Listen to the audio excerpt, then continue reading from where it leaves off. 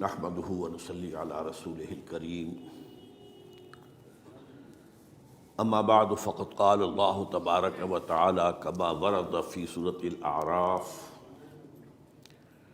اعوذ باللہ من الشیطان الرجیم بسم اللہ الرحمن الرحیم وَإِذْ قَالَتْ أُمَّةٌ مِّنْهُمْ لِمَ تَعِظُونَ قَوْمًا اللَّهُ مُهْلِكُهُمْ أَوْ مُعَذِّبُهُمْ عَذَابًا شَدِيدًا قالوا معذرة إلى ربكم ولعلهم يتقون وقال عز وجل كما ورد في آخر سورة الأنبياء وإن أدري أقريب أم بعيد ما توعدون إلى قوله تعالى وإن أدري لعله فتنة لكم ومتاع إلى حين صدق الله العظيم. وعن سلمان الفارسی رضی اللہ تعالی عنہ قال قال رسول اللہ صلی اللہ علیہ وسلم لا يرد القضاء الا الدعاء ولا يزيد في العمر الا البر رواہ الامام الترمذی رحمہ اللہ. رب اشرح لي صدری ويسر لي امری واحلل عقدۃ من لسانی یفقہوا قولی. اللهم ربنا الہمنا رشدنا واعذنا من شرور انفسنا. اللهم ارنا الحق حقا وارزقنا اتباعه وارنا الباطل باطلا وارزقنا اجتنابه آمین یا رب العالمین. حضرات، اگر انسان اس بات پر غور کرے کہ انسانی زندگی کی سب سے یقینی شے کون سی ہے جس میں کسی شک و شبہ کی گنجائش نہیں، زندگی کی سب سے بڑی حقیقت موت ہے جسے ہم بھلائے رکھتے ہیں. اگر کسی عزیز کی نماز جنازہ پڑھتے ہیں تب بھی یہ خیال نہیں آتا کہ اس وقت ہم بھی ہو سکتا تھا کہ یہاں پر بجائے ان کے میرا لاشا ہوتا. کچھ تھوڑی سی تو ہوتی ہے. قبر میں جب اتارتے ہیں کسی عزیز کو تو کچھ نہ کچھ احساسات کے اندر کچھ حرکت ہوتی ہے، لیکن بس واپس آنے کے بعد پھر آدمی بھول جاتا ہے موت. لیکن قرآن مجید نے لفظ یقین استعمال کیا ہے موت کے لیے. سورہ حجر کی آخری آیت ہے، حضور سے خطاب کر کے فرمایا وَاعْبُدْ رَبَّكَ حَتَّى يَأْتِيَكَ الْيَقِينُ. اے نبی، آپ تو اپنے رب کی بندگی میں لگے رہیے، اس کی اطاعت میں، اس کی فرما برداری میں، یہاں تک کہ موت آ جائے. تو سب سے یقینی شے حیات انسانی کی موت ہے. اسی طرح اس کائنات کی سب سے یقینی شے قیامت ہے.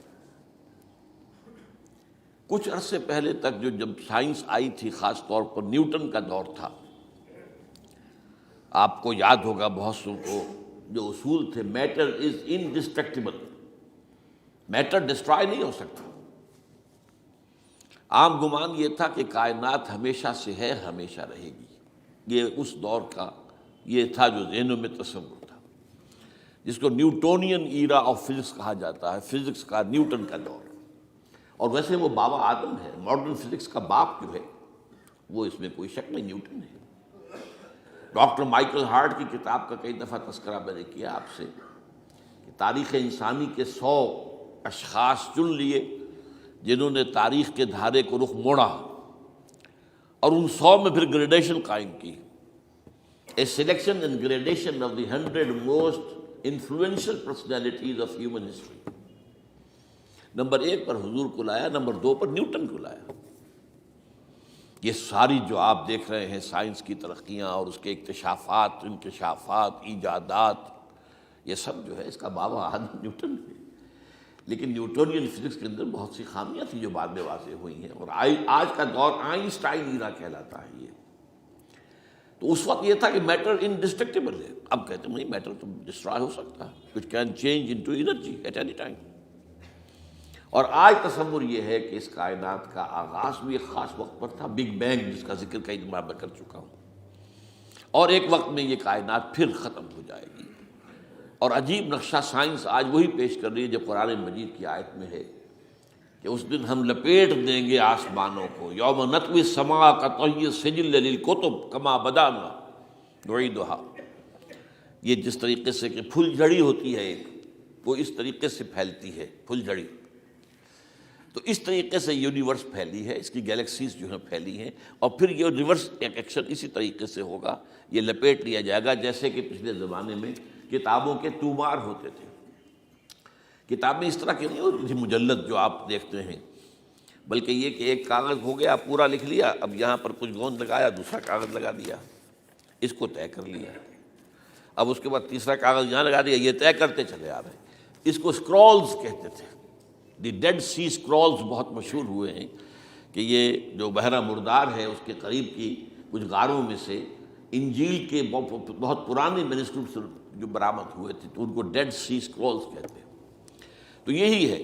بہرحال میں نے عرض کیا کہ انسان کی انفرادی زندگی کی سب سے بڑی حقیقت موت، اس کائنات کی سب سے بڑی حقیقت قیامت۔ قیامت سے پہلے کے بارے میں ایک حقیقت ہے جس پر کہ ہر مسلمان کو یقین رکھنا چاہیے، اور وہ یہ ہے کہ اس قیامت سے پہلے پوری دنیا میں حق کا بول بالا ہوگا۔ اچھا، یہ وہ بات ہے جو دنیا کے اکثر مذاہب میں ہے، اکثر مذاہب میں، اور خاص طور پر جو تین یہ مذاہب ہیں جنہیں ابراہیمی مذاہب کہا جاتا ہے، یہودیت، عیسائیت اور اسلام، جو صراحت کے ساتھ ہے۔ یہود کے ہاں بھی عقیدہ موجود ہے، عیسائیوں کے ہاں بھی ہے، مسلمانوں کے ہاں بھی ہے، کہ اس سے پہلے، اس کائنات کے ختم ہونے سے پہلے، اس زمین کی قیامت آنے سے پہلے اس پر اللہ کا دین غالب ہوگا، کنگڈم آف ہیون آن ارتھ۔ اور یہی بات حضرت مسیح نے کہی تھی اپنے اس وقت کے جن یہودیوں سے مخاطب تھے، ریپینٹ، توبہ کر لو، for the kingdom of heaven is at hand. اب جو وہ ہے آسمانی بادشاہت آیا چاہتی ہے، وہ آسمانی بادشاہت تھی حضور کا ظہور صلی اللہ علیہ وسلم، جس سے کہ وہ آسمانی بادشاہت قائم ہوئی اور پھر پھیلی کتنے بڑے علاقے میں، لیکن بہرحال پوری دنیا میں نہیں پھیل سکی، وہ کچھ کے اسباب کیا تھے وہ اس وقت میرا موضوع نہیں ہے، لیکن پھیلنا ہے اس کو۔ اس سے قبل کیا ہونا ہے، یہ جو تیسری بات میں نے کہی ہے، اس پر آپ کو یقین ہونا چاہیے، اس لیے کہ احادیث صحیح آ گئی ہے، قرآن مجید کا سغرا کبرا دلالت کرتا ہے اس پر کہ حضور کو بھیجا گیا غلبہ دین کے لیے، اور بھیجا گیا پوری نوع انسانی کے لیے، تو جب تک پوری نوع انسانی پر دین غالب نہ ہو، حضور کا مقصد بعثت ابھی مکمل نہیں ہے۔ اسی کو اقبال نے کہا تھا، وقت فرصت ہے کہاں، کام ابھی باقی ہے، نور توحید کا اتمام ابھی باقی ہے۔ یہ چمن معمور ہوگا نغمہ توحید سے، ایک وقت آئے گا کہ پورا یہ قرہ جو ہے نغمہ توحید کے ساتھ اس کا جو ہے گونج جائے گا، لیکن یہ کہ ابھی تو نہیں ہوا ہے نا، ہونا ہے۔ اس سے پہلے کا معاملہ ایک ہے کہ جس کی خبریں دی گئی ہیں، اور وہ ہے کہ قیامت میں اس نظام دین حق کے غالب ہونے سے پہلے بڑی خوفناک جنگوں کا ایک سلسلہ ہے جس کی خبریں دی گئی ہیں۔ یہ یہود کے ہاں بھی ہیں خبریں موجود، عیسائیوں کے ہاں بھی ہے، جو بائبل کا آخری باب ہے، ریولیشنز آف سینٹ جان، وہ کاشفات یوحنا ترجمہ کیا جاتا ہے، اور حضور کی احادیث پہ بھی موجود ہے۔ ملاحم، باب الملاحم، یہ بہت سی کتابوں کے اندر باقاعدہ ابواب ہے، ایک باب الملاحم، جنگوں کا باب۔ ان میں سے ایک جنگ وہ ہے جسے کہا ہے اس یوحنا کی مکاشفات میں آرمگدان، اور غالباً اسی کو حضور نے قرار دیا ہے الملحمۃ العظمیٰ، عظیم ترین جنگ، الملحمۃ الکبریٰ۔ تو یہ بھی یقینی چیزیں ہیں کہ جو ہونے والی ہیں۔ یہ ملاحم کیوں ہوں گے؟ اب اس میں اچھی طرح سمجھ لیجئے کہ اس میں ایک تو ہے عذاب اکبر جو آئے گا یہودیوں پر، ایک ہے عذاب اصغر جو آئے گا مسلمانوں پر۔ میں نے یہ آج سے 20 سال پہلے کتاب لکھی تھی، وہ جو مختلف، پہلے تو وہ نوائے وقت کے اندر کالم کی شکل میں شائع ہوئی تھی، پھر یہ کہ موجودہ اور سابقہ مسلمان امتوں کا ماضی، حال اور مستقبل، غالباً اس وقت آؤٹ آف پرنٹ ہے وہ کتاب۔ بہرحال جن کو بھی دلچسپی ہو وہ اسے کہیں سے حاصل کر لیں، لائبریری سے، مکتبے سے مل جائے گی، پڑھے اس کو۔ یہ 20-22 سال پہلے کی بات ہے، کوئی آج کی بات نہیں۔ تو اس میں ان تمام چیزوں کا میں نے تذکرہ کیا ہے اس لیے کہ عذاب اکبر اس کو کہتے ہیں کہ کسی قوم کا نام و نشان مٹا دیا جائے۔ یہ عذاب اکبر آتا تھا صرف ان قوموں پر جن کے طرف رسول بھیجے گئے اور قوموں نے بحیثیت مجموعی رسولوں کا انکار کیا، ان پر وہ عذاب آئے۔ اسے عذاب استیصال بھی کہتے ہیں۔ فَقُطِعَ دَابِرُ الْقَوْمِ الَّذِينَ ظَلَمُوا، ان کی جڑ کاٹ دی گئی۔ ایک جڑ کاٹنا ہوتا ہے، ایک درخت کو کاٹنا ہوتا ہے، درخت تو کٹے گا تو پھر دوبارہ جڑ میں سے شاید وہ نکل آئے، لیکن نہیں، جڑ سے اکھیڑ۔ لَا يُرَىٰ إِلَّا مَسَاكِنُهُمْ، یہ عذاب جو ہے اب کسی قوم پر نہیں آ سکتا، اس لیے کہ اب کوئی رسول تو آئے گا ہی نہیں، لیکن ایک قوم پر یہ تاریخ کے قرضے کی حیثیت سے موجود ہے، اور وہ قوم یہود ہے۔ ان کی طرف رسول بھیجے گئے حضرت عیسیٰ ابن مریم، رسولا الی بنی اسرائیل، اور انہوں نے یہ بات تو بہت دور کی تھی کہ مانتے انہیں اور ان پر ایمان لاتے، الٹا جو کچھ کیا ہے آپ کو معلوم ہے، انہیں ولد الزنا قرار دیا، جادوگر قرار دیا، واجب القتل قرار دیا، اور اپنے بس پڑتے سولی پر چڑھوا کر دم لیا۔ حالانکہ بار ہوا یہ نہیں ہے، اللہ نے انہیں اس سے پہلے ہی زندہ اٹھا لیا آسمان پر، دوبارہ وہ آئیں گے۔ بہرحال لیکن اس قوم کے اوپر وہ عذاب جو ہے وہ قرض ہے تاریخ کا، وہ قرض ادا ہوگا۔ حضرت مسیح علیہ السلام ہی آئیں گے دوبارہ، اور ان کے ہاتھوں اس امت کا خاتمہ ہوگا، ایک ایک فرد ختم ہو جائے گا۔ یہ جب میں نے یہ باتیں کہی تھی تو امریکہ میں یہودیوں نے بڑا شور مچایا، میرے خلاف جو ہے ان کی ایک مہم نکلی یہودیوں کی طرف سے کہ اس کی کتابیں وغیرہ، اس کے ویب سائٹ بند کرو، یہ جو ہے اینٹی سیمیٹک ہے، یہ کہتا ہے سب یہودی قتل ہو جائیں گے۔ یہاں پر بھی جو میرے ساتھ ایک ڈائلاگ کرنے کے لیے کوئی 12-13 پروفیسر آئے تھے امریکہ وغیرہ سے، ان میں سے جو یہودی تھا تو اس نے بہت ناراضگی کا اظہار کیا، آپ کہتے ہیں سارے یہودی ختم کر دیے جائیں گے، یہ بات ظاہر بات ہے پیلیٹیبل نہیں ہے۔ لیکن پھر ہمارے ساتھی جو وہاں پر تھے امریکہ میں پریشان ہوئے کہ آپ کے خلاف یہاں پر اب یہ مہم شروع ہو گئی ہے، تو میں نے بتایا کہ یہ تو جو زائنسٹ ہے، جوش زائنسٹ، اور اس کے ساتھ ہے کرسچن زائنسٹ۔ کرسچن زائنسٹ کا رسالہ نکلتا ہے ٹرمپٹ، دی فلاڈلفیا ٹرمپٹ، اس کے مدیر نے خود لکھا ہے کہ 80% یہودی قتل ہو جائیں گے۔ اس کو میں نے یوں سمجھا ہے کہ 20% وہ ہوں گے کہ جو حضرت مسیح کی آمد ثانی پر ایمان لے آئیں گے، وہ بچ جائیں گے، لیکن باقی جو اڑے رہیں گے اس کے بعد بھی تو وہ ختم کیے جائیں گے۔ تو یہ عذاب الاکبر جو ہے تاریخ کا ایک قرض ہے کہ جو ادا ہوگا، ورنہ کسی اور قوم پر یہ عذاب اکبر اب نہیں آ سکتا۔ لیکن دوسرے درجے میں یہ عذاب ہوگا امت مسلمہ پر۔ امت مسلمہ بھی تو عذاب کی مستحق ہو گئی ہے۔ وہ عذاب جو یہودیوں پر بہت پہلے آئے تھے، ضربت علیہم الذلۃ والمسکنۃ وباؤوا بغضب من اللہ، یہ تھا کہ نہیں تھا؟ حالانکہ انہوں تو یہ خیال تھا کہ we are the chosen people of the lord, ہم تو اللہ کی منتخب قوم ہے، وی آر دی، قرآن کہتا ہے کہ ان کا قول یہ تھا نحن ابناء اللہ واحباؤہ، ہم تو اللہ کے بیٹوں کی طرح ہیں اور اللہ کی جو ہے بہت چہیتے ہیں۔ کہ عذاب آئے، نبوکدنضر کے ہاتھوں آیا، اسیرینز کے ہاتھوں آیا، پھر یونانیوں کے ہاتھوں، الیگزینڈر دی گریٹ کے ہاتھوں آیا، پھر رومنوں کے ذریعے سے آیا، اور پچھلی صدی میں جرمنوں کے ذریعے سے آیا۔ تو عذاب آئے، یہ عذاب تو، لیکن قوم ختم نہیں ہوئی۔ وہ عذاب اکبر نہیں تھے، یہ عذاب مختلف حصوں میں آئے اور بڑی بڑی تباہیاں آئیں، لیکن وہ عذاب اکبر نہیں تھے۔ اسی طرح کے عذاب ہم پر بھی آئے، ہم پر کروسیڈرز آئے اور لاکھوں مسلمان قتل ہوئے۔ یروشلم ہمارے ہاتھ سے 88 برس تک نکلا رہا، اور اس پر عیسائیوں کا قبضہ رہا، ندیاں خون کی بہہ گئی مسلمانوں کی، اور پورا میڈیٹرینین کا ایریا جو ہے تقریباً قبضے میں رہا ہے عیسائیوں کے۔ پورا یورپ اس وقت آیا تھا۔ یہ جو کروسیڈ 250 برس تک وہ جاری رہے، waves after waves of the crusaders coming and attacking and conquering the cities, یہ جتنی بھی فلسطین وغیرہ کا علاقہ ہے جس کے اندر ان کا اثار ہے، اور شام کا علاقہ ساحلی۔ پھر آپ کو معلوم ہے ہمارے اوپر عذاب اس سے بھی بڑا، اس سے کئی گنا بڑا آیا تاتاریوں کے ہاتھوں، کروڑوں کے قریب انسان جو ہے مسلمان قتل ہوئے۔ پھر اس کے بعد آپ کو معلوم ہے کہ پھر یہ یورپین کولونیلزم آ گیا، جیسے ان پر آئے تھے یونانی اور پھر رومی اور اب پھر جرمن، ہم پر آئے انگریز آئے، کہیں ولندیزی آئے، کہیں ڈچ آئے، کہیں ہسپانوی آئے، کہیں اطالوی آئے، کہیں اسپینیئرز آئے، اور پورا کا پورا عالم اسلام ان کے زیر نگین آیا کہ نہیں آیا؟ دی کولونیل ایرا جسے آپ کہتے ہیں۔ تو وہ عذاب ابھی اس امت کے اوپر اور باقی ہے، ایک قرض ہے، اور وہ کیا ہے؟ یہ کولونیل ایرا جب ختم ہوا ہے، ہم آزاد ہونے شروع ہوئے، اب یہ ہمارے لیے ایک امتحان کا مرحلہ تھا بہت بڑا۔ آزاد ہو کر تم کیا کرتے ہو؟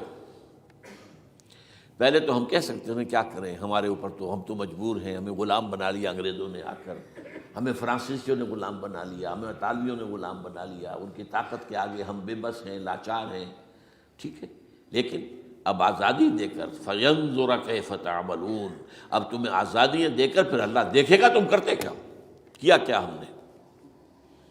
جو مسلمان قوم ملک آزاد ہوا اس نے یا تو اپنا قبلہ بنایا واشنگٹن کو یا بنایا ماسکو کو، کسی نے قرآن کو اپنا امام نہیں بنایا۔ دعائیں مانگتے ہیں وَاجْعَلْهُ لَنَا إِمَامًا وَنُورًا وَهُدًى، لیکن اس کو امام بنانا، اپنا امام بنانا، اس کے پیچھے چلنا، اس کے احکام کو نافذ کرنا، اس کی شریعت کی تنفیذ کرنا، یہ اس کی تہذیب، اس کا تمدن دیا ہوا، اس کا معاشی نظام دیا ہوا، اس کو قائم کرنا، زیرو۔ اس لیے بہت بڑے عذاب کے ہم مستحق ہیں۔ بات کڑوی ہے، اچھی نہیں لگے گی، لیکن میں یہ آج سے نہیں کہہ رہا ہوں، میں سن 80 سے یہ باتیں کر رہا ہوں، نوٹ کر دیجیے اس بات کو۔ البتہ اس میں یہ ہے کہ اس امت کا معاملہ سب کا ایک جیسا نہیں، لیسو سواء، جیسے سورہ آل عمران میں کہا گیا ہے کہ یہ اہل کتاب بھی سب ایک جیسے نہیں، ان میں بھی کچھ نہ کچھ نیک لوگ تھے، امت قائمۃ آناء اللیل، راتوں کو کھڑے رہنے والے، عبادت کرنے والے موجود تھے۔ عیسائیوں میں احبار اور رہبان جو تھے وہ بڑے نیک لوگ تھے، اس وقت بھی موجود تھے، لیکن بحیثیت مجموعی کا معاملہ کیا ہے اس کو دیکھنا پڑتا ہے، بحیثیت مجموعی صورتحال کیا ہے۔ تو صورتحال کیا ہے کہ ہم نے کہیں بھی اللہ کے دین کو قائم نہیں کیا، مذہب تو ہے، لیکن ظاہر بات ہے کہ جرم جو ہے تو پوری امت کا، لیکن سب برابر نہیں ہے۔ سب سے بڑے مجرم عرب مسلمان، کیوں؟ انہیں اللہ نے جو مقام دیا وہ کسی اور کو نہیں دیا، حضور ان میں سے تھے، یہ رتبہ بلند ملا جس کو مل گیا، رسول عربی ہے نا۔ نمبر 2، ان کی مادری زبان میں اللہ کی کتاب موجود ہے، انہیں اس کو سمجھنے کے لیے کوئی نئی زبان پڑھنے کی ضرورت نہیں ہے۔ کوئی ہمارے لیے تو یہ صرف پڑھیں، نحو پڑھیں، یہ پڑھیں، وہ پڑھیں، تب کہیں جا کر اپنی آنکھ سے قرآن پڑھیں، ورنہ ترجمہ پر گزارا کریں۔ ترجمہ ظاہر بات ہے انسپائر نہیں کر سکتا آدمی، ترجمہ تو سیکنڈ ہینڈ نالج ہے۔ جب آپ ترجمہ پڑھ رہے ہیں تو گویا کہ آپ اس مترجم کی آنکھ سے پڑھ رہے ہیں، اپنی آنکھ سے تو نہیں پڑھ رہے۔ لہٰذا یہ سب سے بڑا عذاب تو ان پر آنا ہے۔ وہ جو میں بیان کر چکا ہوں گریٹر اسرائیل کے قیام کا معاملہ کیا ہے، تباہی تو انہی ملکوں پر آئے گی نا، وہ شام ہے، عراق ہے، اس کے لیے پہلا قدم اٹھایا تھا، ابھی تو اس کو ناکام بنا دیا ہے۔ اللہ تعالیٰ کی جو بھی حکمت ہے، جو عراق پر حملہ تھا وہ اصل میں اس لیے تھا کہ گریٹر اسرائیل کی طرف پہلا قدم تھا۔ شیرون نے کہہ دیا تھا یہ جو پڑا ہوا اب بھی کہیں مرا نہیں ہے، اس نے کہا تھا جیسے یہ صدام کی حکومت ختم ہوئی ہے، اس کے مجسمے گرائے گئے ہیں کہ ان قریب عراق پر ہمارا قبضہ ہوگا، یہ اصل میں تھا اس گریٹر اسرائیل کی طرف پہلا قدم۔ لیکن بہرحال ہونا نقشے جو اب آ رہے ہیں دنیا میں، اب تو بہت عام ہو گیا، 1906 سے 2006 سے چھپا ہوا نقشہ ہے وہ، اور ہمارے اخبارات میں اس کا آدھا ابھی آیا ہے، باقی آدھا تو دیا ہی نہیں گیا ہے، باقی آدھا ہے مڈل ایسٹ سے متعلق، وہاں جو نئی تقسیم ہونی ہے۔ عراق کے 3 حصے ہونے ہیں، ایک حصہ کردستان کے ساتھ مل جائے گا، وہ گریٹر کردستان، ایران کا کردستان، عراق کا کردستان، ترکی کا کردستان ملا کر ایک کردستان، جیسے ہمارے ہاں پاکستان کا بلوچستان، افغانستان کا بلوچستان اور ایران کا بلوچستان ملا کر گریٹر بلوچستان بنے گا۔ یہ ان کے نقشہ، یہ نقشہ تو اس میں دیا گیا ہے جو اب اخبارات میں چھپے۔ وہ اگلا حصہ جو ہے وہ میں آپ کو بتا رہا ہوں، اور جو سعودی عرب کے ٹکڑے ہوں گے کہ ایک چھوٹی سی ریاست بنا دی جائے گی مکہ مدینہ شہروں کے اوپر مشتمل، یہ ویٹیکان ہوگا، جیسے ویٹیکان سٹی ہے روم کے اندر، یہ عیسائیوں کا ایک بڑا مرکز ہے، تو ایک چھوٹی سی حکومت اسے کہتے ہیں، علیحدہ ہے، وہاں اطالوی حکومت کا قبضہ نہیں ہے، وہاں پہ ان کی اپنی حکومت ہے، پوپ کی حکومت ہے۔ ایسے ایک ویٹیکن، گویا کہ ایک مسلم ویٹیکن بنا دیا جائے گا مدینہ، یہ ان کے نقشے ہیں۔ یہ نہ سمجھے کہ ایسا ہوگا، یہ تو اللہ جانتا ہے، لیکن یہ کہ جو ہوگا وہ تو میں نے کئی دفعہ کہا، وہ تو اللہ کو معلوم ہے، یمکرون و یمکر اللہ، وہ اپنی سے چالیں چل رہے ہیں، اللہ اپنی چال چل رہا ہے، لیکن نقشوں کی یہ بہرحال اس میں جو بھی ہے یقیناً ایک حد تک کامیابی انہیں ہوگی جس کی خبریں ہمیں دی گئی ہیں۔ گریٹر اسرائیل ایک دفعہ قائم ہوگا، سعودی عرب سے بھی شمالی حصہ لے لیا جائے گا، مدینے میں داخل نہیں ہو سکیں گے بس۔ اچھا مکے کو وہ کلیم ہی نہیں کرتے، مکے سے انہیں کوئی سروکار نہیں ہے، لیکن یہ کہ مدینے کو وہ کہتے ہیں یہ ہمارا ہے، ہمیں یہاں سے نکالا گیا تھا، اور وہاں لیکن حدیث میں ہے کہ مدینے میں داخل نہیں ہو سکے گا دجال اور اس کی جو فوج ہے، لیکن باقی شام، عراق، فلسطین، لبنان اور ترکی کا جنوبی حصہ اور مصر میں جو ہے یہ سینائی پیننسلا کے ساتھ ساتھ سارا، وہ اس پر تو رو رہے ہیں ابھی تک یہودی کہ کیوں واپس کر دیا سینائی پیننسلا، 1967 وار میں ہم نے جیتا تھا اسے، بعد میں وہ اسحاق ریبن اور یاسر عرفات کے درمیان دوستی کروائی تھی کلنٹن نے، جس کے نتیجے میں وہ واپس آیا ہے، لیکن یہ کہ وہ واپس لے گئے، اور اس کے علاوہ جو فرٹائل علاقہ ہے نائل کے ڈیلٹا کا وہ بھی ان کی شامل ہے۔ تو اس ظاہر بات ہے جب یہ ہوگا تو بڑی تباہی آئے گی، اس میں تو کوئی شک ہی نہیں۔ تو سب سے بڑی تباہی مسلمانان عرب پہ آئے گی، اور کیوں ہوں گے؟ مستحق ہیں اس کے، انہوں نے اس کے باوجود کہ قرآن ان کی اپنی زبان میں ہے، انہوں نے اس قرآن کو اپنا امام نہیں بنایا۔ نمبر 2 پر میں ہمیشہ کہتا رہا ہوں کہ جو مسلمانان عجم، اگر فرض کیجئے کہ 140 کروڑ مسلمان اس دنیا میں ہیں تو 30 کروڑ کے قریب جو ہیں وہ عرب ہیں، باقی 110 کروڑ جو ہیں، 1 ارب سے زیادہ تو غیر عرب مسلمان ہیں۔ ان میں سب سے بڑے مجرم جو ہیں وہ ہم مسلمانان پاکستان، ہم نے ایک تقسیم کرائی اسلام کے نام پر، ہم نے کہا کہ ہم اسلام کا نظام قائم کریں گے، اور اللہ نے ہمیں معجزے کے طور پر وہ ملک عطا کر دیا پاکستان۔ اب قمری حساب سے 63 برس گزر چکے ہیں، جو آپ 61 کہتے ہیں، اگر قمری حساب رکھیں 63 برس ہو چکے، کہاں ہے وہ اسلام؟ لہذا مستحق۔ لیکن اب اس میں یہ ضرور ہے کہ ابھی پاکستان کے معاملے کو میں سمجھتا ہوں کہ ہینگنگ ان دی بیلنس والا معاملہ ہے، ابھی نہیں کہہ سکتے، اللہ تعالیٰ شاید کوئی توفیق دے دے، کوئی معجزہ ہو جائے، کیونکہ میرا تو یقین یہ ہے کہ یہ قائم بھی معجزے سے ہوا ہے، جس پر میں نے تفسیراً کتاب میں لکھا ہوا ہے اپنی استحکام پاکستان، اور اب کوئی دوبارہ معجزہ ہو سکتا ہے، اور وہ معجزہ کیا ہوگا کہ پوری قوم میں توبہ کی ایک کیفیت پیدا ہو جائے، اللہ کے کرنے سے ہو سکتی ہے۔ تمام انسانوں کے دل جو ہے اللہ کی 2 انگلیوں کے مابین ہے، حضور نے ہمیں خبر دی ہے، جدھر چاہتا ہے پھر دیتا ہے، تو کوئی عجب نہیں کہ ایسا ہو جائے۔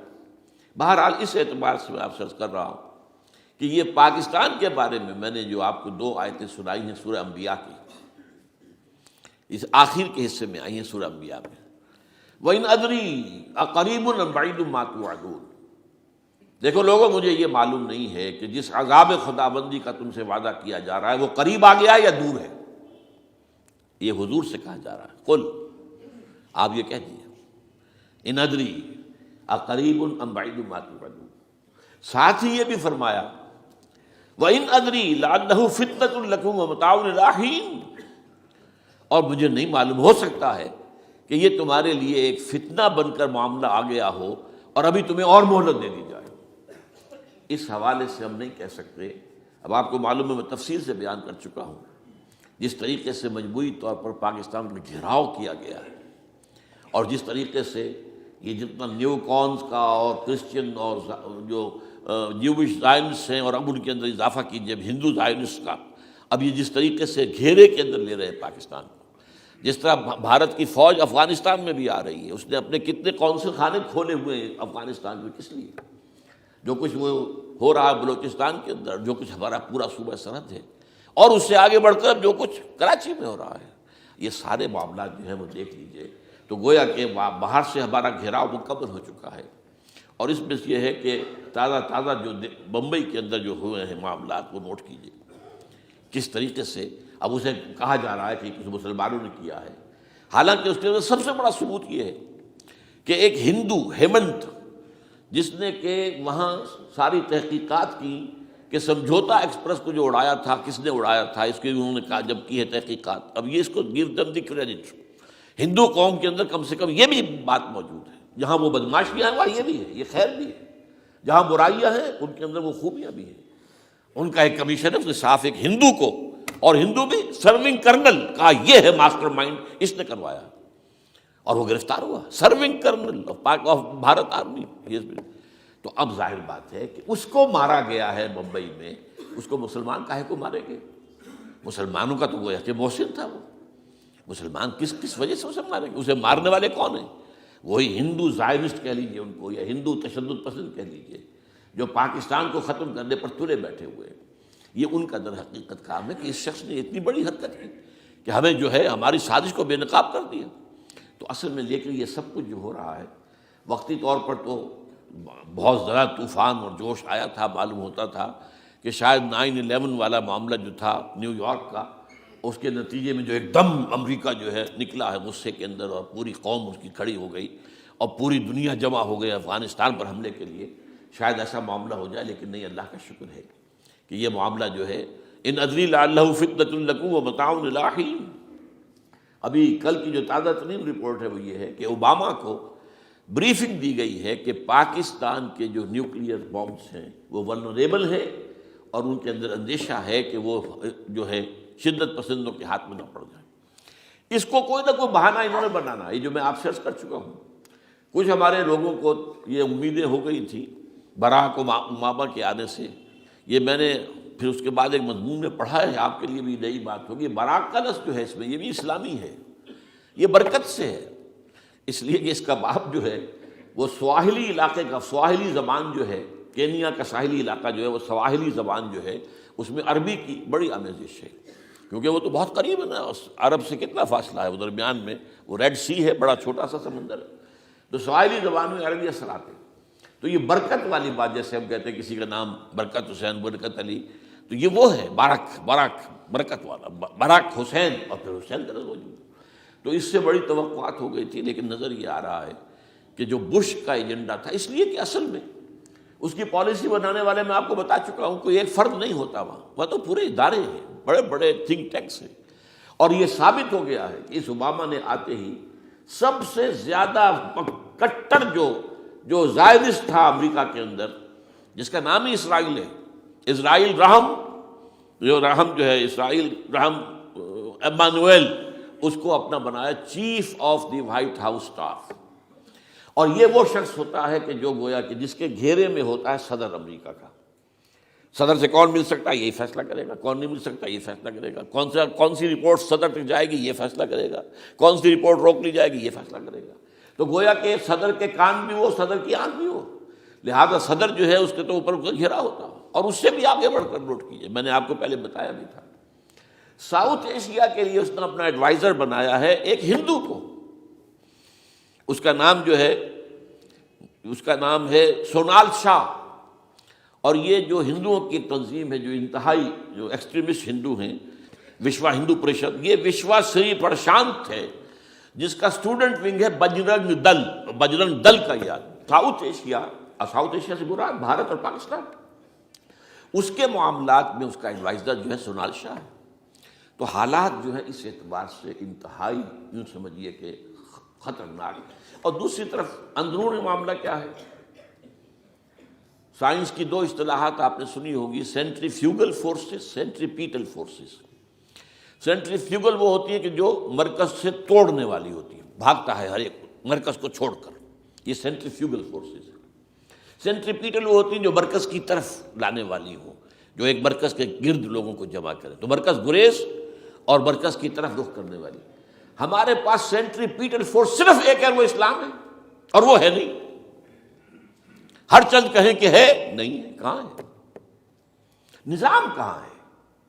مذہب تو ہے، مذہب تو انڈیا میں بھی ہے، مذہب امریکہ میں بھی ہے، مذہب کی تو کوئی کمی نہیں ہے۔ فاسٹسٹ گروئنگ ریلیجن میں نے بارہا کہا ہے، دنیا میں مانا جا رہا ہے کہ اسلام، لیکن مذہب دین نہیں ہے۔ حضور بھیجے گئے تھے دین کو غالب کرنے کے لیے۔ هو الذی ارسل رسولہ بالہدی ودین الحق لیظہرہ علی الدین کلہ۔ سینٹریفیوگل فورسز آپ کو یاد ہوگا، میں نے گنوا دیا تھا ایک دفعہ۔ آپ کا نارتھ پول کیا ہے؟ NWFP، وہاں حکومت اس نے کن کی ہے؟ وہ اسفند یار ولی، جس کا دادا، جس نے پاکستان میں دفن ہونا گوارا نہیں کیا، جن کا پختہ موقف یہ ہے، اس کے باپ کا بھی ولی خاں کا یہ تھا کہ انگریز نے بنایا ہے، پاکستانی انگریز کا بنایا ہوا ہے، یہ انگریزی سازش کے نتیجے میں وجود میں آیا، and they believe in that. اور اس کے ساتھ مولانا فضل الرحمان ہیں، جن کے والد مرحوم نے یہ کہا تھا کہ اللہ کا شکر ہے ہم پاکستان کے بنانے کے گناہ میں شامل نہیں تھے. یہ ہیں اس وقت وہاں کی فورسز. اور جنوب میں نہ معلوم کب سے ان کا نقشہ بن رہا ہے. جب سے یہ MQM قائم ہوئی تھی، مہاجر قومی موومنٹ تھی، بعد میں انہوں نے اپنا رنگ بدلا ہے، کچھ تبدیل کیا ہے، لیکن یہ کہ اصل میں تو وہی ہے. گرگٹ رنگ بدل رہے تو اس کی فطرت تو نہیں بدلتی ہے، تو وہی اردو سپیکنگ. اور اب جو ہنگامے ہو رہے ہیں وہ پختون اور اردو سپیکنگ کے درمیان ہنگامے ہو رہے ہیں، اور زیادہ پٹھانوں کو مارا جا رہا ہے، ان کی دکانیں جلائی جا رہی ہیں. یہ بسیں جتنی جلتی ہیں وہ اس لیے کہ زیادہ تر ٹرانسپورٹ جو ہے وہاں پر وہ پختونوں کے ہاتھ میں ہے. یہ وزیری وغیرہ لوگ جو ہے محسود ہیں، یہ لوگ ہیں وہاں پر جو ہے. اکثر و بیشتر بہت سے مساجد کے اندر آپ کو جو امام ملیں گے وہ پٹھان ملیں گے، جو پہرے دار ملیں گے وہ پٹھان ملیں گے.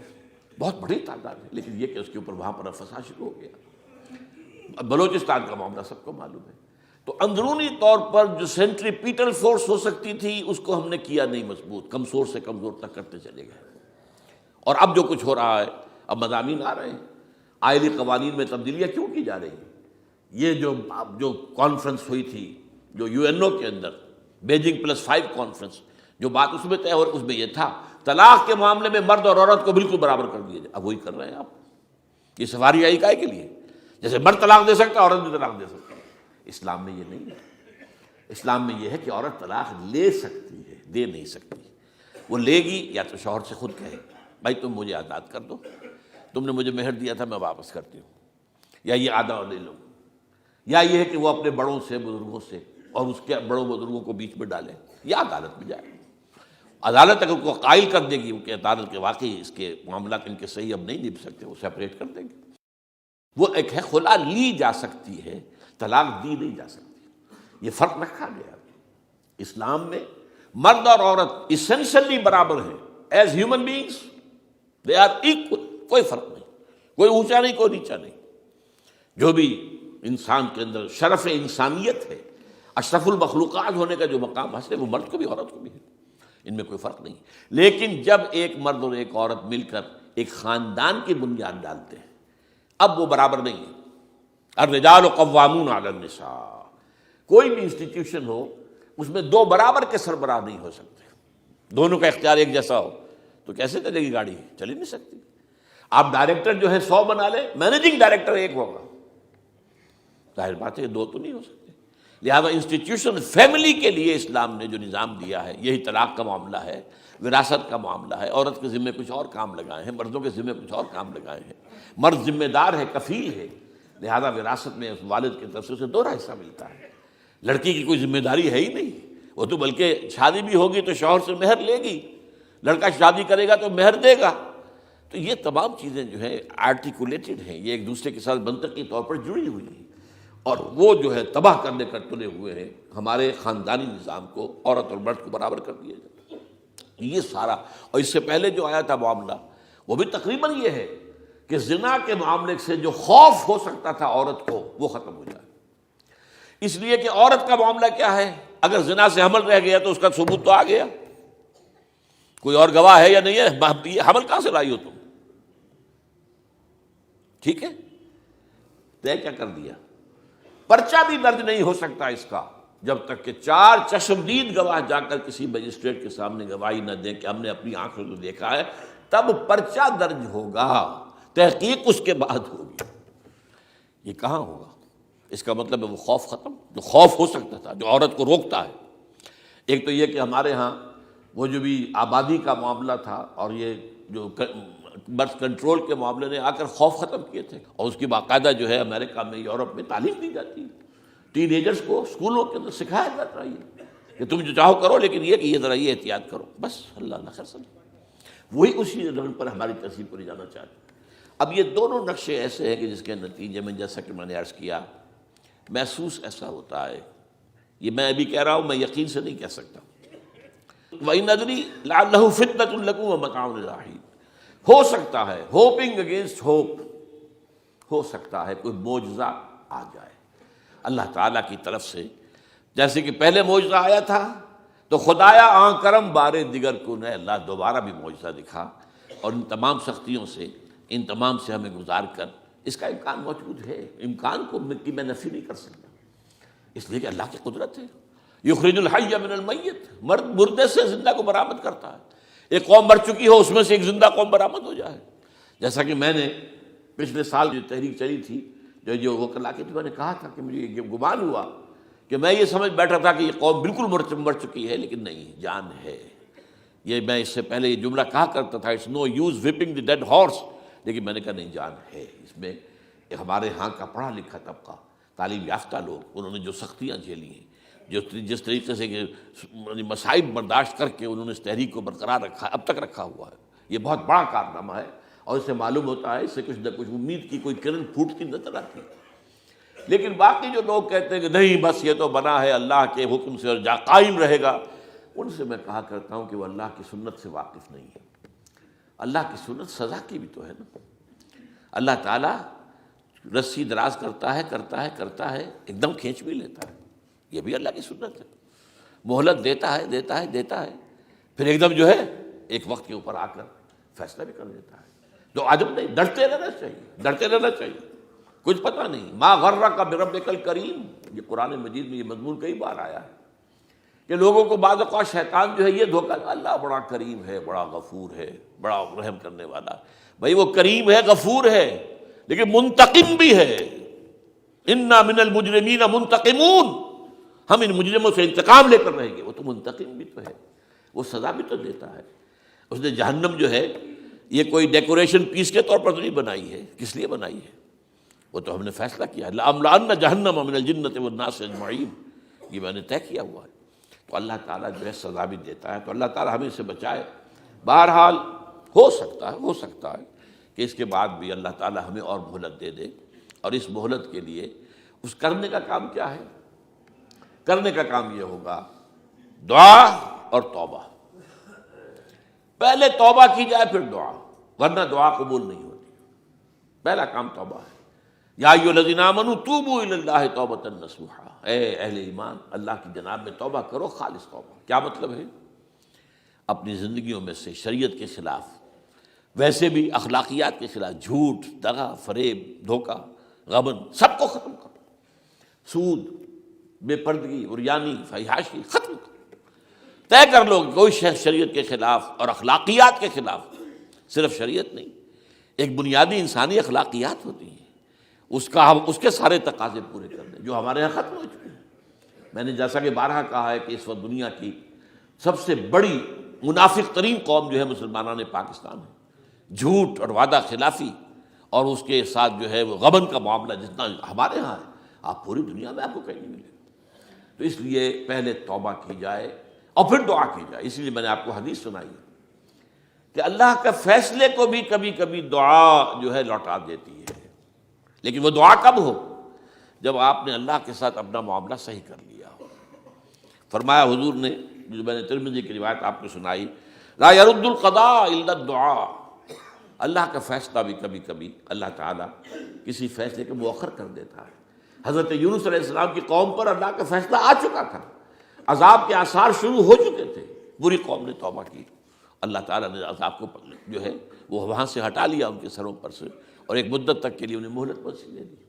تو اس کے لیے تو یہ ہے کہ توبہ کی جائے اور دعا کی جائے، اور اس میں یہ ہے کہ اس میں توبہ کا ایک حصہ لازماً یہ ہونا چاہیے کہ ہم طے کر لیں کہ اللہ اب مجھے اپنی بہترین توانائیاں، اپنی قوتیں، صلاحیتیں، وسائل خرچ کرنے ہیں اور تیرے دین کو قائم کرنے کے لیے۔ اس کے لیے کسی نہ کسی جماعت کے اندر، جس کو بھی آدمی سمجھے کہ ہاں یہ بہترین جماعت ہے، یہ صحیح ترین جماعت ہے، یہ واقعی اسلام کو قائم کرنے کے لیے کام کر رہے ہیں، اور واقعی اس طریقے سے کر رہے ہیں جس طریقے سے وہ ہو سکتا ہے، اگر آپ اس پر، لیکن لازم سمجھیں لا اسلام الا بالجماعہ، کوئی اسلام نہیں ہے جماعت کے بغیر۔ یہ حضرت عمر رضی اللہ تعالیٰ عنہ قول ہے، اور حضور کی حدیثیں تو میں نے بارہا آپ کو سنائی ہے۔ انی آمرکم بخمس اللہ امرنی بہن بالجماعۃ والسمع والطاعۃ والہجرۃ والجہاد فی سبیل اللہ، میں تمہیں 5 باتوں کا حکم دے رہا ہوں، اور یہ 5 باتیں وہ ہیں جن کا اللہ نے مجھے حکم دیا ہے، جماعت، سمع و طاعت اور جہاد و ہجرت، یہ 5 باتیں۔ تو اس لیے توبہ کے اندر یہ لازمی جز ہونا چاہیے کہ اب ان صلاتی و نسکی و محیای و مماتی للہ رب العالمین، یہ فیصلہ کر لیجئے۔ اس کے بعد یہ ہے کہ اللہ تعالیٰ اس پر استقامت عطا فرمائے، اس کی بھی خود دعا کیجئے کہ اللہ اب تو نے مجھے یہ ہدایت دے دی ہے، تو اب لا تزغ قلوبنا بعد إذ هديتنا وهب لنا من لدنك رحمة إنك أنت الوهاب۔ ایک دوسری آخری بات میں آج صاحب سے کہہ رہا ہوں ڈرتے ڈرتے، اگر خدا نہ خواستہ خدا نہ خواستہ خدا نہ خواستہ خاکم بدہن، اگر پاکستان کے لیے بھی اللہ تعالیٰ کی طرف سے آخری سزا کا فیصلہ ہو گیا ہو، جس کے چرچے ہیں، تیری بربادیوں کے مشورے ہیں آسمانوں پر، وہ آسمان اوپر کے آسمان اور ہیں، زمین کے آسمان بھی تو ہیں نا، یہ امریکہ، یہ وائٹ ہاؤس، یہ پینٹاگون، یہ جو ہے اسٹیٹ ڈپارٹمنٹ، یہ سب جو کیا ہے، نیٹو کا ہیڈ کوارٹر، یہ ساری چیزیں کیا ہیں؟ تو تیری بربادیوں کے مشورے ہیں آسمانوں میں، اور اس کے لیے خبریں وہ دیتے آ رہے ہیں۔ بہت سے لوگ کہتے ہیں یہ خام خواہ کے ہیں ان کے، یہ ہمارا صرف بھی ہماری بددلی پیدا کرنے کے لیے نہیں، لیکن یہ کہ جو کچھ انہوں نے نقشے بنائے تھے وہ نقشے تو پورے ہوتے چلے آئے۔ 1897 میں یہودیوں نے جو فیصلے کیے تھے، 20 برس کے بعد بالفور ڈیکلریشن کی شکل میں وہ فیصلہ آ گیا، یہودیوں کو فلسطین میں آبادی کا حق دے دیا گیا، Balfour declaration 1917، only 20 years later. اس کے 20 سال بعد 48 میں اسرائیل قائم ہو گیا۔ کوئی تصور کر سکتا تھا پچھلی صدی کے اندر یہودیوں کی حکومت قائم ہو جائے گی دنیا میں؟ کہیں امکان کوئی نہیں تھا۔ پوری دنیا میں پھر ادھر ادھر پھیلے ہوئے، منتشر، جسے وہ ڈائسپورا کہتے ہیں، اور یورپ میں تو شدید نفرت تھی ان سے۔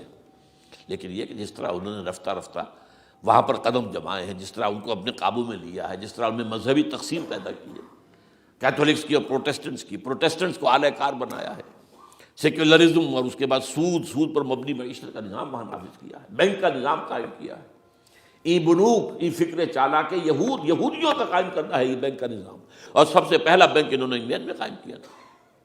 تو ان کی جو باتیں ہیں وہ تو پوری ہو رہی نظر آ رہی ہیں، ان کے نقشے جو ہیں ان کے سامنے آ رہے ہیں ہمارے۔ تو اس حوالے سے ہو سکتا ہے خاکم بدہن، اگر خدا نہ خواستہ یہ لکیر ختم ہو جائے، تب بھی ظاہر بات ہے زمین تو کوئی ختم نہیں ہو جائے گی، اللہ کی زمین ہے۔ کیا پاکستان نہ بنتا تو ہمارے ذمے نہیں تھا کہ اللہ کے دین کو دنیا میں قائم کرنے کی جد و جہد کرتے؟ وہ تو بحیثیت مسلمان ہمارا فرض ہے۔ کیا حضور اکثریت میں تھے عرب میں؟ وہ تو اقلیت میں بھی نہیں تھے، ایک آدمی تھا اللہ کا بندہ کھڑا ہوا ہے،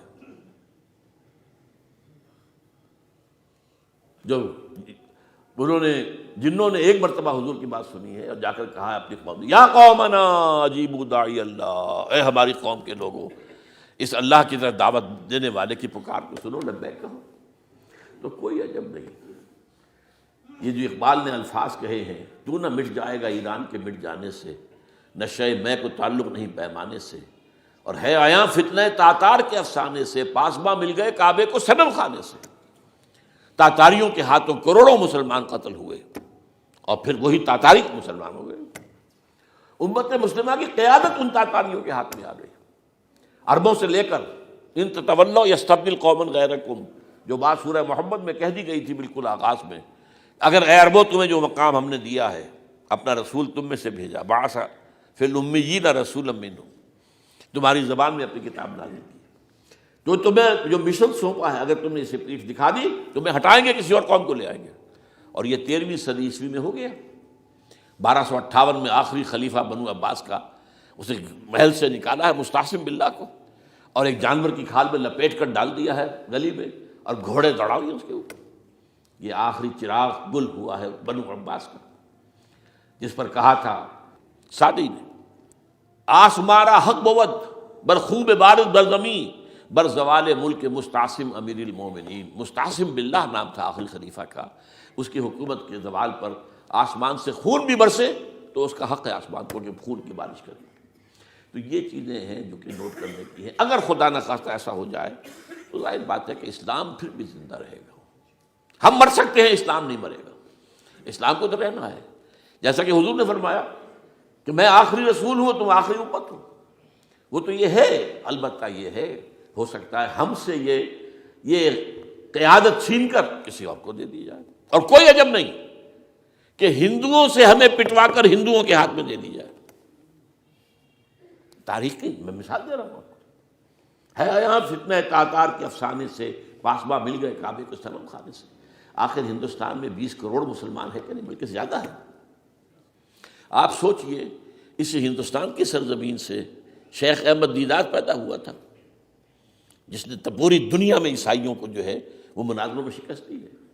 اسی ہندوستان سے آج ذاکر نائک کھڑا ہوا، پوری دنیا میں ڈنکا بجا رہا ہے، عیسائیت کے خلاف، یہودیت کے خلاف، ہندو مت کے خلاف۔ ان کی کتابوں سے، ان کے ویدوں سے، ان کے تمام جو اسکرپچرز ہیں ان کے حوالے سے ثابت کر رہا ہے تمہارا دین غلط ہے، تمہارے ہاں تو محمد کی بشارتیں موجود ہیں، دیکھو یہ ہے، یہ کتابیں ہیں، یہ پڑھی ہیں۔ میں نے کبھی کہا تھا مولانا علی میاں رحمۃ اللہ علیہ سے کہ مولانا، میں یہ گیا تھا ان کے پاس ملاقات کے لیے، میرا خیال ہے کہ سن 82-83 کی بات ہے، کہ میں اور کسی سے تو توقع نہیں رکھتا، لیکن آپ سے توقع رکھتا ہوں کہ آپ زیادہ روشن خیال علماء میں سے ہیں، کہ آپ ندوۃ العلماء لکھنؤ کے اندر آپ سنسکرت کی تعلیم کو لازمی کریں، تاکہ آپ کے فارغ التحصیل لوگ نکلیں تو وہ پڑھ سکیں ویدوں کو کہ ویدوں میں کیا لکھا ہوا ہے۔ ہندو کے ذہن کو تو سمجھے کہ ہندو کا ذہن ہے کیا، اس کا فکر کیا ہے، اس کی سوچ کیا ہے، اس کے عقائد کیا ہیں، جو وہ ظاہر کر رہے ہیں وہی ہیں یا واقعی ان کی کتابوں میں کچھ اور ہے۔ آج ہمارا بھی ظاہر بات ہے کہ آج اسلام جو ہے، کوئی تازیوں کے جلوسوں سے کوئی اسلام کو پہچانے، یا جو پیروں کے مقبروں کے اوپر جو ہے صوفیہ کے جو عرس ہو رہے ہیں اس کے حوالے سے اسلام کو پہچانے گا، تو کیا وہ صحیح اسلام کو پہچانے گا؟ اسی طریقے سے آپ کو ہندو مذہب کا ذہن جو ہے کیا ہے، تو وہ وعدہ کیا کہ ہاں آپ نے بہت اچھی بات کہی ہے۔ 2 سال کے بعد میری ملاقات وہاں ہوئی ایک کانفرنس میں، وہ بھی مدعو تھے، میں بھی تھا شکاگو میں۔ میں نے پوچھا مولانا وہ آپ نے کیا؟ کہ میں تو بھول ہی گیا۔ یہ ہمارے علماء کا اصل میں معیار ہے، نئی بات کو جو ہے کوئی قبول کرنا ان کے لیے اتنا آسان نہیں۔ آج ذاکر نائک کر رہا ہے، ڈٹ کر رہا ہے، ان کے اسکرپچر سے، ان کے حوالوں سے، اپنشد سے، اور تمام جو ان کے جو ہیں ویدوں سے، تو یہ کام جو ہو رہا ہے۔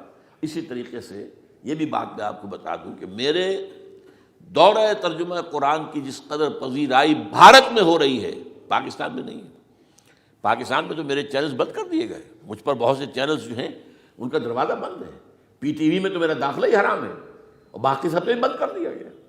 ایک جو ہے ہمارے ہاں ایک مائنورٹی کمیونٹی ہے، وہ اتنی زوردار ہے، اور ظاہر بات ہے نیوسنس ویلیو اگر زیادہ ہے تو وہی چیز دنیا میں چلتی ہے۔ آپ کو معلوم ہے بند کرا دیا انہوں نے کچھ عرصے کے لیے۔ اب ذاکر کا پروگرام بھی ممبئی میں بند کرا دیا تھا، لیکن وہاں تو کھل گیا، اس لیے کہ کم سے کم ذاکر نے پچھلے دنوں کہا ہے ایک کانگریس ایک اپنے اجلاس کے اندر، اور یہ عجیب بات ہے، اس سے پہلے اس نے کبھی کوئی سیاسی بات نہیں کی، لیکن اس نے یہ بات کہی ہے کہ پہلے تو کہا جاتا تھا ہندوستان میں کہ مسلمان تعلیم حاصل نہیں کرتے، جاہل ہیں، اس لیے پیچھے رہ جاتے ہیں، اور آج جب مسلمان آگے ہے تعلیم میں، تو اب آئی ٹی کے میدان میں دروازہ بند کر دیا گیا مسلمانوں کا۔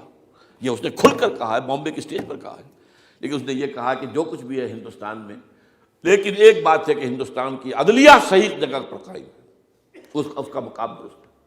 آپ سوچئے ہمارے ہاں اس کا تصور ہے کہ اس طریقے کی انکوائری کمیٹی آئے اور اس طرح کھل کر اس کا جو ہے لوگوں کے سامنے اس کو بیان بھی کر دیا جائے؟ ہمارے ہاں تو کسی انکوائری کمیٹی کی رپورٹ آج تک سامنے آتی ہی نہیں، سب بند، کوئی کمیٹی جو بھی کچھ ہو جائے، اس کے بعد کسی کو پکڑنا، سرونگ کرنیل کو پکڑ لینا، تو عدلیہ قائم ہے۔ جیسے کہ کبھی چرچل نے کہا تھا جب بے انتہا تباہی ہو گئی تھی 2nd ورلڈ وار میں، اور لوگ آئے کہ برباد ہو گئے، تباہ ہو گیا، یہ ہو گیا وہ، اس نے کہا یہ بتاؤ کہ برطانیہ میں عدالتیں کام کر رہی ہیں؟ کہ ہاں، بس ٹھیک ہے، پھر یہ ملک قائم رہے گا۔ یہ معاملہ جو ہے بھارت کے اندر عدالتیں ہیں، چل رہی ہیں، تو اس حوالے سے کوئی عجب نہیں، کوئی عجب نہیں۔ ہمیں اصل میں جیسا کہ میں نے کہا تھا کہ ہم وطن پرست نہیں ہیں، ہم زمین پرست نہیں ہیں۔ وندے ماترم یہ ہمارا ترانہ نہیں ہے، زمین کے پجاری نہیں ہیں، ہمیں پاکستان سے محبت ہے اور پاکستان کا دفاع کریں گے۔ اور بڑے عمدہ بات ہے کہ اس موقع پر جو ہے تمام ہماری جو اپوزیشن پارٹیز ہیں وہ جا کر جمع ہو گئی ہیں، آل پارٹیز کانفرنس کے اندر یکجہتی کا ثبوت دیا ہے۔ یہ اسلام کے لیے ہونا چاہیے، صرف ایک خطہ زمین کے لیے نہیں۔ اصل میں شے جو ہے ہمیں جو مقصود ہے وہ اسلام ہے۔ تو کوئی عجب نہیں ہے کہ جس طریقے سے پچھلے دنوں ہمارے یہ بہت اہم آدمی ہیں، آپ کو معلوم سید قاسم محمود صاحب بے شمار کتابوں کے مصنف ہیں، یہ دلی گئے تھے اور اس سے آگے بھی گئے مختلف جو ہیں یو پی کے شہروں میں۔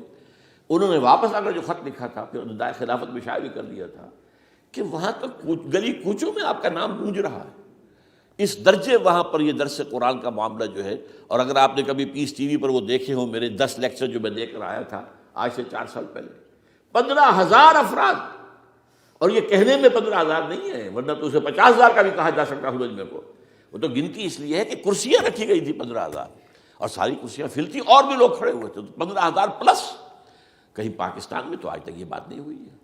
لیکن یہ کوئی عجب نہیں، قرآن مجید میں سورہ انعام میں نقشہ کھینچ دیا گیا ہے. حضور سے کہا گیا اے نبی آپ مایوس اور بددل نہ ہوں، اگر یہ مکے والے ہماری اس کتاب قرآن کی قدر نہیں کر رہے تو ہم نے ایک قوم کو تیار کر رکھا ہے جو اس کی ناشکری نہیں کریں گے، ناقدری نہیں کریں گے.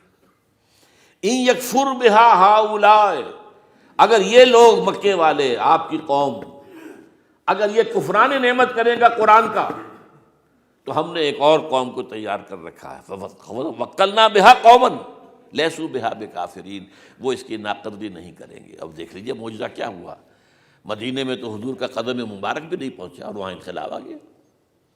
آپ کے 2 ادنا خادم، ادنا شاگرد گئے ہیں، اور مصعب بن عمیر اور عبداللہ بن ام مکتوم جو نابینا تھے رضی اللہ تعالیٰ عنہما، اور وہاں انقلاب آ گیا. دونوں قبیلے ایمان لے آئے، ساری ان کی جو ٹاپ کی لیڈرشپ تھی ایمان لے آئی، اور وہ یثرب جو ہے مدینہ النبی بن گیا، وہ دارالہجرت بن گیا. تو کوئی عجب نہیں. تو ہمیں تو چمٹے رہنا اسلام کے ساتھ، اور اس کے لیے اپنی جد و جہد کو جاری رکھنا ہے. اور اس ملک کے اندر بھی ہر خیر کی بات کی ہم دعوت دیتے رہیں گے، مشورے دیتے رہیں گے. البتہ یہ ہے کہ لوگ کہہ سکتے ہیں کہ تم کس قوم کو، یہ تو ختم عذاب ہونے والا ہی ہے، بس کس کو ڈرا رہے ہو. تو اس لیے میں نے آیت پڑھی تھی، اذ قالت امۃ منہم لم تعظون قوما اللہ مہلکہم او معذبہم عذابا شدیدا. جبکہ ایک قوم نے کہا کیوں ان کو واعظ کہہ رہے ہو، کس لیے، کچھ حاصل نہیں. اب ان پر تو اللہ کا عذاب آ کر ہی رہے گا، اور عذاب علیم آ کر رہے گا. تو انہوں نے جواب دیا قالوا معذرۃ الی ربکم، ہم اپنے رب کے حضور میں جا کر معذرت تو پیش کر سکیں گے. اے اللہ ہم چمٹے رہے تیرے دین کے ساتھ، اے اللہ ہم نے اپنے آپ کو وابستہ کیے رکھا، اپنی بہترین صلاحیتیں اور قوتیں اور اپنی توانائیاں صرف کی ہیں اے اللہ اس کام کے لیے. اور یقین کا لفظ بھی میں نے شروع میں کہا تھا آپ سے، موت اور قیامت، اور 2 مرتبہ آیا ہے قرآن کے بارے میں، ان ھذا لھو الحق الیقین، انہ الحق الیقین، یہ حق الیقین، یقین کا حقدار جو ہے وہ قرآن ہے. تو کیا پتہ یہ جو یقین ہے اللہ کی کتاب کی شکل میں، اس سے کسی اور جگہ پر انقلاب آ جائے، کوئی بعید نہیں. یہ اللہ تعالیٰ کے فیصلے ہوتے ہیں. اقول قولی ھذا واستغفر اللہ لی ولکم ولسائر المسلمین والمسلمات.